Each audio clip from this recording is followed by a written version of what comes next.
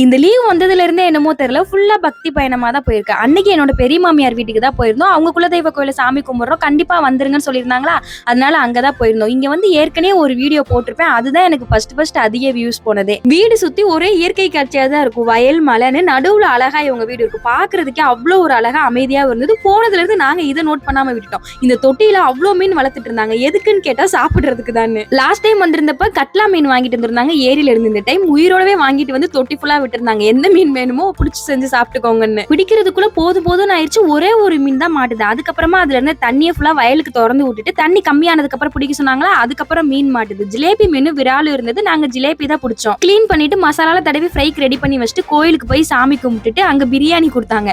அதை சாப்பிட்டுட்டு ரிட்டர்ன் வீட்டுக்கு வந்துட்டு நைட்டு கிளம்புறதுக்கு முன்னாடி பொறிச்சு சாப்பிட்டு தான் கிளம்பணும். அந்தமான் வரதுக்குள்ள நல்லா சாப்பிட்டு அக்கா 5 கிலோ பார்சல் தான் வந்து சேர போற போல. என்னத்த சொல்றதோ, ஆனாலும் சாப்பாடு முக்கியம் இல்லையா. நாளைக்கு மினி விலாக்ல பார்க்கலாம். பாய்.